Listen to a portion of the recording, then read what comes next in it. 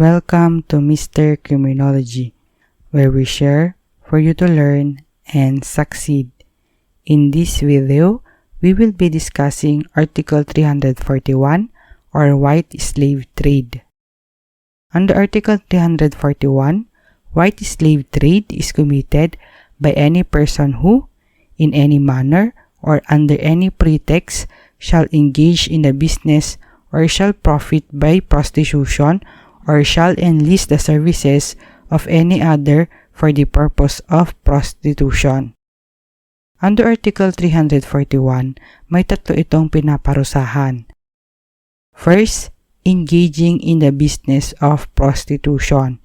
Kunyari, ikaw ay may-ari ng bar, aside from alcoholic drinks, nag-o-offer ka din ng mga prostitutes or ang business mo talaga ay mag-offer ng prostitutes.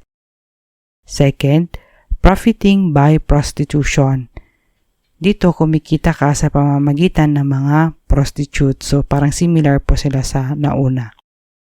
Third, enlisting the service of any other for the purpose of prostitution. Magpapatulong o makikianib ka sa iba na ang layunin ay pagpo-prostitute. Dito kahit walang kinita yung offender, liable siya dito sa pangatlo. The mere fact na nakianib siya or na nagpatulong siya, yun na po yung pinaparusahan ng batas natin. Thank you for watching. If you like this video, don't forget to share it and to subscribe.